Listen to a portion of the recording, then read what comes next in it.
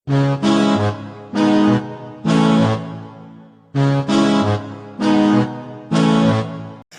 अनुव्यय के क्लासेस में स्वागत है। हम लोग क्लास 10th के एक्सरसाइज 5.2 पर है एपी समांतर श्रेणी। एपी के क्वेश्चन नंबर 8 पे हम लोग आज चलते हैं।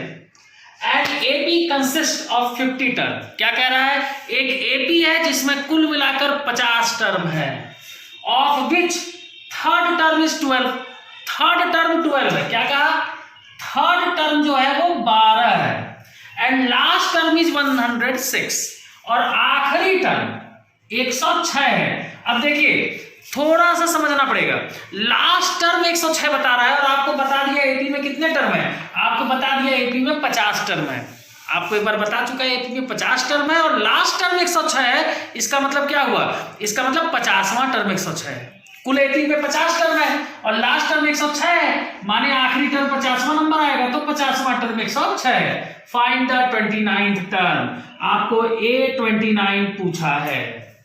वही हमारा पुराना तरीका है। इसको बनाइए, इसको लिखिए और दोनों को सॉल्व करके ए और डी का वैल्यू निकाल लीजिए, यहां पुट कर दीजिए। बात समझिए क्या कह रहे हैं हम? कह रहे हैं जब आपसे 29th टर्म पूछ रहा है तो आप 29th टर्म कैसे निकालेंगे? आप निकालेंगे a प्लस n-1।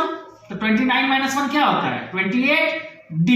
इसका मतलब अगर आपको कहीं से a पता चल जाए और आपको कहीं से d पता चल जाए तो यहां पुट कर देंगे, आपको 29 टर्म निकल जाएगा। और a और d कहां से पता चलेगा?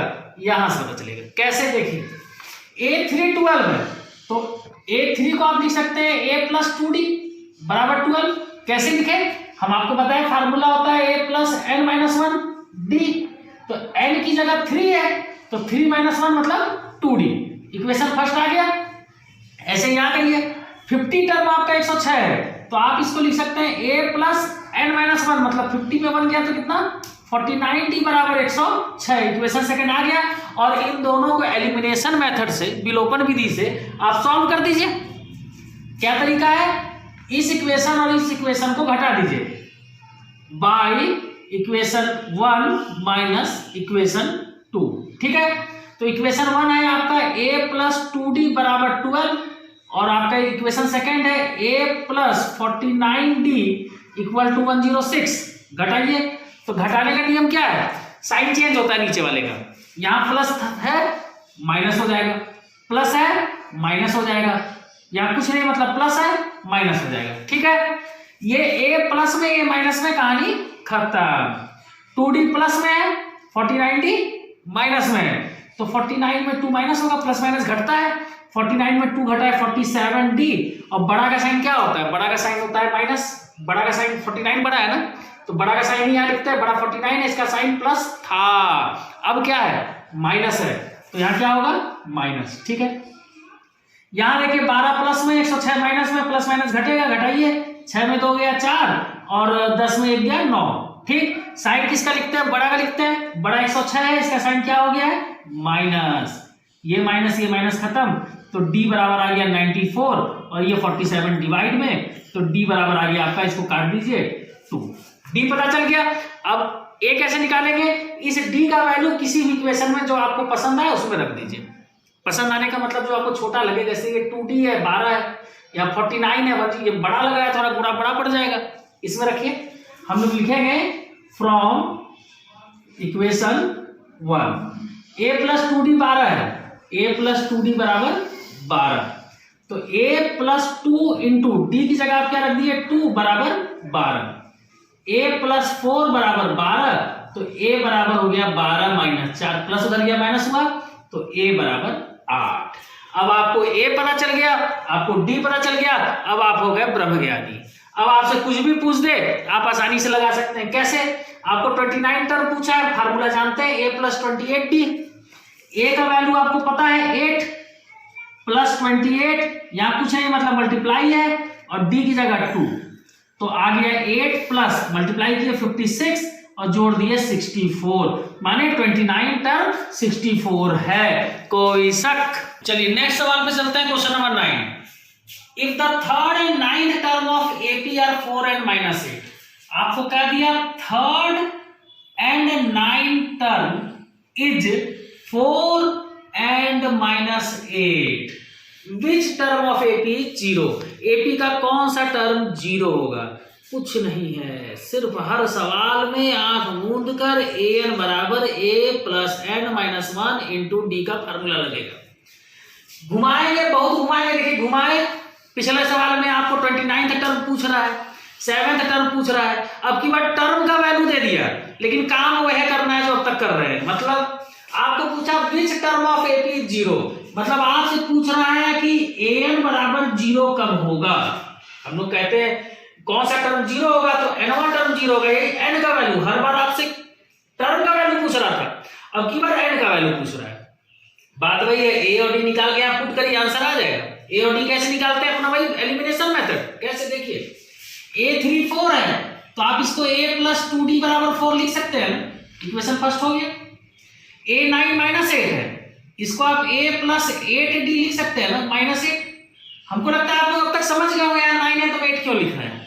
n माइनस 1 होता है ना, तो n की जगह 9 है, माइनस 1 8 हो जाएगा, हमेशा एक कम होगा, ठीक है ना। अब इन दोनों को सॉल्व करिए, घटा दीजिए दोनों को। a प्लस 2d बराबर 4 है और a प्लस 8d बराबर माइनस 8 है, माइनस कर दीजिए। प्लस था माइनस हुआ, प्लस था माइनस हुआ, माइनस था प्लस हुआ, ठीक है, कट गया। 2d प्लस में, ठीक है, 8d माइनस में, प्लस माइनस घटेगा, तो 8 में 2 गया 6d, और साइन किसका लिखेंगे? बड़े वाले का बताए, तो बड़ा 8 है, 8 का साइन प्लस था, अब क्या है? माइनस है ना, तो माइनस लिखेंगे। यहाँ 4 प्लस में, 8 माइनस पहले था, प्लस हो गया, तो दोनों प्लस में है, प्लस प्लस जोड़ेंगे 12 हो गया, तो d का वैल्यू हो गया 12, और ये डिवाइड में आएगा -6, काट दिए, कितना आया? -2। अब -2 का वैल्यू हर बार की तरह यहाँ किसी भी एक में रख दीजिए, a निकाल लीजिए। चलिए फ्रॉम 1 हम लोग पहले से चलते हैं, a प्लस 2d बराबर 4 था, ठीक है, a प्लस 2d बराबर क्या था? 4 था, तो d का वैल्यू -2 है, a रहने दीजिए 2, इन दोनों के बीच में कुछ नहीं, मतलब मल्टीप्लाई है, यहाँ वैल्यू कितना है? -2 बराबर 4, तो a प्लस माइनस माइनस 2 दूनी 4 बराबर 4, तो a बराबर क्या हो जाएगा? 4 पहले से था, -4 उधर गया तो +4, तो a बराबर क्या हो गया? 8 हो गया।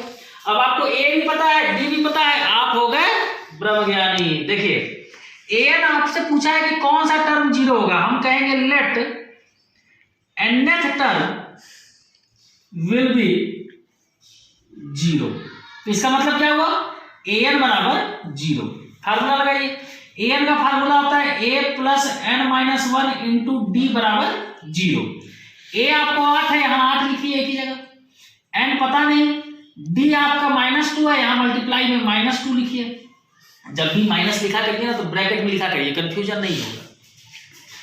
8 को आप रहने दीजिए, -2 का n में हुआ तो प्लस माइनस माइनस, साइन क्या हो जाएगा? माइनस और 2n, और -2 का -1 में करेंगे तो माइनस माइनस प्लस, और 2 1 जा 2 बराबर 0। 8b का साइन क्या है? प्लस है, 2 का साइन क्या है? प्लस है, तो प्लस प्लस जुड़ा 10 हो गया, -2n बच गया बराबर 0, तो -2n बराबर 10 उधर भेजे, -10 कट गया, माइनस माइनस, तो n बराबर 10/2, आंसर आ गया 5, मतलब इसका 5वां टर्म जीरो होगा। कोई शक? कुछ नहीं हो सकता, हर सवाल में वही काम करना है, बिना मतलब का टेंशन मत लीजिए।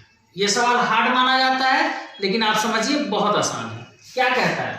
The 17th term of an AP, AP का 17वां टर्म, मतलब A17 एक्सीड ज्यादा है, बढ़ जाता है, it's 10th term, 10th term से ज्यादा है, किस टर्म से? 10th टर्म से ज्यादा है, बाई 7, कितना ज्यादा है? 7 ज्यादा है। तो अब आप सोचिए कि 7 ज्यादा है, तो इसको लिखेंगे कैसे? 17वां टर्म 10वें टर्म से 7 ज्यादा है, इसका मतलब क्या हुआ? इसका मतलब हुआ 17वां टर्म बड़ा है, 10वां छोटा है, और कितना बड़ा है? 7 बड़ा है, मतलब अगर 17वें टर्म में 10वां घटाएंगे तो कितना आएगा? 7, यही ना हुआ? कहां से हुआ? According to question.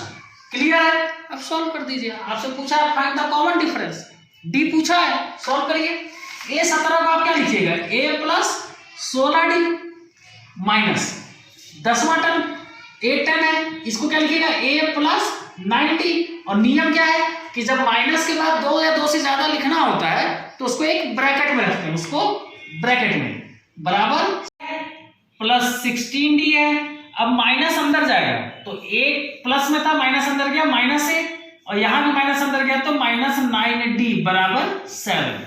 फिर ये माइनस है और ये प्लस है, कहानी खत्म। बचा आपका 16d minus 9d equal to 7। तो 16 में 9 गया तो कितना बचा, 7d बराबर 7। तो d का वैल्यू आपका 7/7 मतलब कट के 1 आ गया। कोई हमारा क्वेश्चन नंबर 11 एग्जाम के लिए वेरी वेरी इंपॉर्टेंट है, बहुत ज्यादा एग्जाम में आता है, ध्यान से समझिएगा। विच टर्म ऑफ एपी 3, 15, 27, 39 एक एपी दिया हुआ है, will be 132 more than 54th term. आपको इसमें पता क्या क्या, पहले उसको इकट्ठा करिए। आपको एपी दिया है मतलब आपको पहला टर्म A3 पता है, ठीक है। डी आपको पता है A2 माइनस A1 करके आप निकाल लिए, सेकेंड टर्म 15, फर्स्ट टर्म 3 घटा के आपको 12 आ गया, ये भी क्लियर है। अब कह क्या रहा है, अब उस पे आइए। इस एपी का कौन सा टर्म 132 मोर है, 132 ज्यादा है देन 54। हम कहते हैं let nth term is 132 more than 54th term. बात समझिए, जैसा वो सवाल लिखा वैसा हम जवाब लिखे। वो सवाल क्या लिखा, विच टर्म विल बी 132 मोर, कौन सा टर्म 132 ज्यादा होगा देन 54th। तो हम कह दिए लेट nth टर्म 132 मोर होगा देन 54th टर्म। अब इसी को आप लिखिए इक्वेशन के फॉर्म में, nth टर्म तो an 132 ज्यादा है किससे, 54th टर्म से, यही ना। तो क्या ये दोनों बराबर है, नहीं बराबर नहीं है, ये 132 ज्यादा है तो इसमें 132 जोड़ दिए। आई बात समझ में। अब सॉल्व करिए। ए एन का फार्मूला होता है a plus n minus 1 into d. A 54 का formula a plus 54 minus 1 d plus 132। Value put करिए। ए की जगह 3 पता है, एन माइनस 1, डी की जगह क्या पता है 12 पता है, मल्टीप्लाई में 12। ए की जगह 3 पता है, यहां भी 54 में बन गया 53 इंटू डी की जगह 12 प्लस 132। क्लियर है ना। अब देखिए 3 इधर भी है 3 इधर भी है, बराबर के इधर उधर जब सेम चीज होता है सेम साइन में तो उसको हम काट सकते हैं। कट गया, बचा क्या, 12 का n में मल्टीप्लाई हुआ 12n और 12 का 1 में हुआ तो 12। यहां क्या हो गया, इन दोनों का मल्टीप्लाई करिए 53 और 32 का, 53 और 12 का, 3 2 6 10 13 10 3 13 3 1 ऊपर 6 636।